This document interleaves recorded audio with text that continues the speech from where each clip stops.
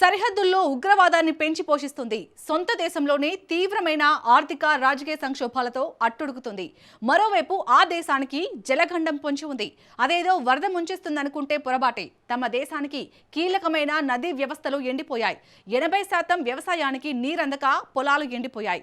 అదేదో ప్రకృతి విపత్తు అనుకుంటే పప్పులో కాలేసినట్టే.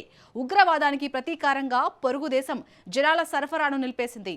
480 రోజులు గడిచినా ఈ నీటి కోసం ఆ ఉగ్రదేశం ఎలాంటి ప్రయత్నం చేయలేదు. కానీ నీళ్ళిస్తారా, యుద్ధానికి వస్తారా అంటూ దిగువ ప్రాంతంలో ఉన్న ఆ దేశం బెదిరింపులకు దిగుతుంది. స్వాతంత్ర దినోత్సవం రోజున కూడా ఆ జలాలు తమకు రెడ్ లైన్ గా ఆ దేశ ప్రధాని మళ్లీ వార్నింగ్స్ ఇచ్చాడు. అరిగిపోయిన రికార్డులా పాత మాటలనే మళ్లీ ప్లే చేశాడు. ఆ దేశం ఏదో ఇప్పటికే అర్థమై ఉంటుంది. ఇంతకీ పాక్ ప్రధాని ఎలాంటి హెచ్చరికలు చేశాడు? రెడ్ లైన్ ఎప్పుడో చెరిగిపోయిందని షహబాజ్కు ఎప్పుడు అర్థమవుతుంది? నీటి రాజకీయం వెనుక ఉన్న అసలు వ్యూహం ఏంటి? Watch story. సింధు వాటర్స్ పై పాకిస్తాన్ వార్నింగ్స్ ఏంటి? పాక్ రెడ్ లైన్స్ ను భారత్ ఎప్పుడూ దాటేసిందా? సింధు జలాలపై పాక్ ప్లాన్స్ రివర్స్ అయ్యాయా?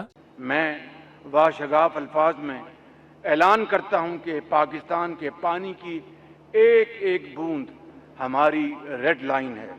भारत राह रास्त पर न आया तो उसे बराह रास्त जवाब दिया जाएगा. పాకిస్తాన్ 80వ స్వాతంత్ర దినోత్సవంలో ఆ దేశ ప్రధానమంత్రి షహబాజ్ షరీఫ్ ఆగ్రహంతో ఊగిపోయాడు. మళ్లీ భారత్కు వార్నింగ్స్ ఇచ్చాడు. సింధు జలాల్లో పాకిస్తాన్కు దక్కాల్సిన ప్రతి నీటి బొట్టును రెడ్ లైన్ లాగే పరిగణిస్తామంటూ బీరాలు పలికాడు. పాకిస్తాన్ నీటి హక్కులను కాలరాసేలా భారత్ ఎలాంటి చర్యలకు పాల్పడ్డా గట్టిగా బదులిస్తామంటూ వార్నింగ్స్ ఇచ్చాడు. నిజానికి పాకిస్తాన్ ప్రధాని ఇచ్చిన వార్నింగ్స్ పాతవే. ఒక రకంగా షహబాజ్ షరీఫ్కి ఇష్టమైంది.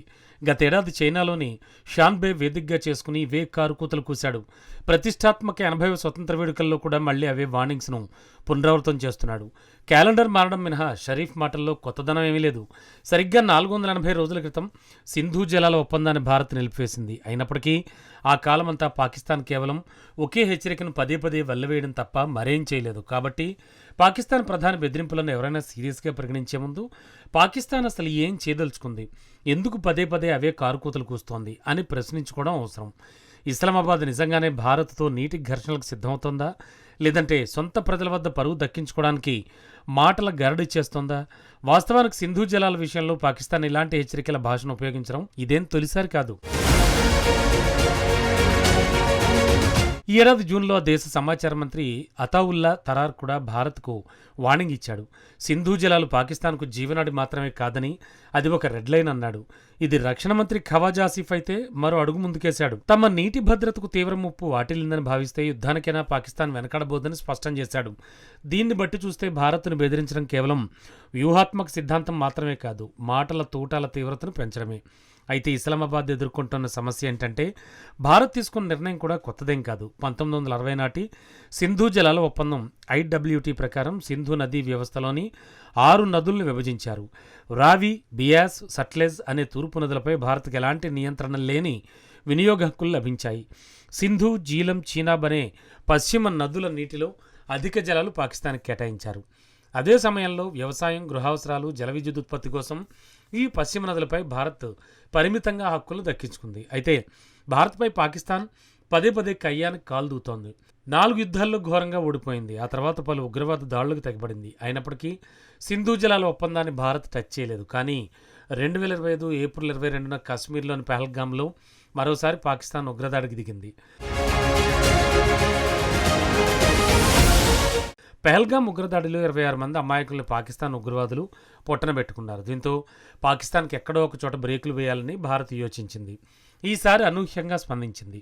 పాకిస్తాన్ గడ్డపై నుంచి సాగుతోన్న సీమాంతర ఉగ్రవాదానికి సరైన రీతిలో కౌంటర్ ఇచ్చింది.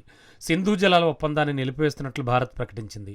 ఇక్కడ ఆసక్తికరమైన విషయం ఏంటంటే సింధు జలాల ఒప్పందాన్ని భారత్ రద్దు చేయలేదు, కేవలం తాత్కాలికంగా నిలిపివేసిందంతే. పాకిస్తాన్కు అప్పటికీ చర్చలకు భారత్ తలుపులు తెరిచే ఉంచింది. సింధు జలాల ఒప్పందం పునరుద్ధరించేందుకు భారత్ ఎలాంటి గడువు విధించలేదు. కానీ ఒక్క షరతు మాత్రం పెట్టింది. 480 రోజులు గడిచినా ఆ షరతును మాత్రం పాకిస్తాన్ నెరవేర్చలేదు. ఇక్కడే పాకిస్తాన్ ఎత్తి చూపడానికి ఇష్టపడని అసలు విషయం దాగుంది.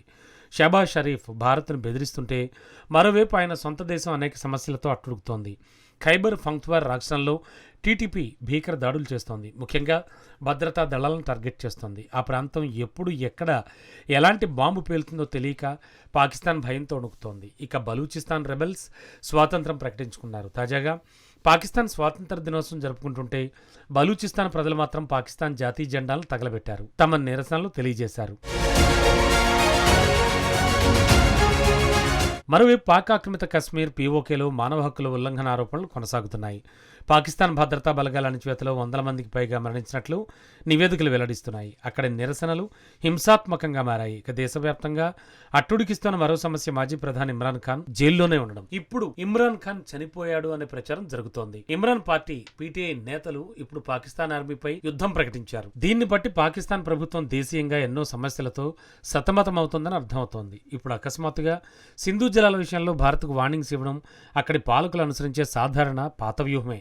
దేశంలో పరిస్థితులు దిగజారినప్పుడు ప్రజల దృష్టి మళ్లించాలి. అందుకు భారత్కు మించిన ఆయుధం పాకిస్తాన్కు మరేది లేదు. వెంటనే ఏదో ఒక అంశాన్ని ఎత్తుకుని భారత్పై నోరు పడేసుకోవడం పరిపాటిగా మారింది. కారు కూతలు కుస్తూ వార్నింగ్స్ ఇస్తోంది. అణుయుద్ధం తప్పదంటూ బెదిరిస్తోంది. పాకిస్తాన్ ఇప్పుడు కూడా అదే ప్లాన్ను సమర్థవంతంగా అమలు చేస్తోంది. నిజానికి సింధు జలాల విషయంలో పాకిస్తాన్ ఆందోళన చెందుతోంది. ఉగ్రదేశం మనుగడ సాగించాలంటే సింధు జలాలే అత్యంత కీలకం. సింధు జలాల్లో ఎక్కువ భాగం వ్యవసాయానికి వినియోగిస్తూ ఉంటారు. ఉగ్రదేశంలోని అత్యధిక వ్యవసాయం, విద్యుదుత్పత్తి, ఆహార ఉత్పాదకత ఈ సింధు బేసిన్ పైనే ఆధారపడి ఉంది. పాకిస్తాన్ సాగులో ఉన్న భూమిలో సుమారు 80% సింధు జలాలే ప్రాణాధారం. భారత్ సింధు జలాల ఒప్పందాన్ని రద్దు చేసినా పాకిస్తాన్ భయపడలేదు. ఎందుకంటే ఇస్లామాబాద్ అంచనాలు వేరే ఉన్నాయి. కశ్మీర్లో ఎప్పుడు ఏ హిమానీ నదాలు ముంచేస్తాయో తెలియదు. హిమానీ నదాలు ఉగ్రరూపం దాల్చితే సింధు నదుల్లో వరద ఉప్పొంగుతుంది. అప్పుడు ఆ నీటిని భారత్ డ్యాములు ఏమాత్రం తట్టుకోలేవు. వెంటనే జలాలను తప్పకుండా భారత్ దిగువకు వదిలేయాల్సిందే. ఇదే పాకిస్తాన్ వేసిన అంచనా. కానీ గతేడాది వర్షాకాలం మొదలైంది. హిమానీ నదాలు ముంచేయలేదు. పాకిస్తాన్ ఆశించినట్లు భారత్ చుక్క నీటిని కూడా దిగువకు వదలలేదు. అంటే ఇస్లామాబాద్ అంచనాలు పూర్తిగా తప్పాయన్నమాట. అందుకే ఇప్పుడు భారత్పై బెదిరింపులకు దిగుతోంది. ఉగ్రవాదంతో సింధు జలాలను ముడిపెడుతూ భారత్ తీసుకున్న నిర్ణయం పాకిస్తాన్పై తీవ్ర ప్రభావం చూపిన ఒక పెద్ద మలుపు. అయితే దేశంలో సమస్యలు పేరుకుపోతున్న తరుణంలో ఏడాదికి పైగా కేవలం ఒకే హెచ్చరికను పాకిస్తాన్ నాయకులు పదే పదే చేయడం అనేది వ్యూహం ఏమాత్రం కాదు. కేవలం ప్రజల దృష్టిని మళ్లించే ప్రయత్నంలా మాత్రమే కనబడుతోంది.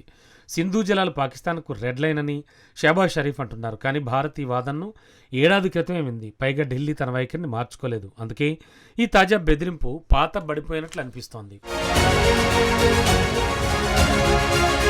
1960 నాటి సింధు జలాల ఒప్పందం అచ్చం అలాగే మళ్లీ అమలవుతోందా లేదా అనేది ఇప్పుడు అసలు ప్రశ్న కాదు. ప్రస్తుతం ఉన్న ఒప్పందం ఇకపై పనిచేయదని భారత్ పదే పదే చెబుతోంది. భవిష్యత్తులో సింధు జలాలు కావాలంటే ఒప్పందాన్ని పునఃసమీక్షించాల్సి ఉంటుందని ఢిల్లీ స్పష్టంగా వివరిస్తోంది. సింధు జలాల విషయంలో ఇదే అసలైన పెద్ద మార్పు. పాకిస్తాన్లోకి ప్రవహించే ప్రతి పశ్చిమ నదులను భారత్ పూర్తిగా అడ్డుకోలేకపోయినా ఎగువ ప్రాంతాల్లో ఎక్కువ నీటిని వినియోగించుకోవడానికి, నిల్వ చేయడానికి, మరింత నియంత్రణను సాధించడానికి అవసరమైన సామర్థ్యాన్ని డ్యాముల నిర్మాణంతో సాధ్యం చేసుకుంటోంది. పాకిస్తాన్ దీన్ని రెడ్ లైన్ అని పిలుచుకోవచ్చు.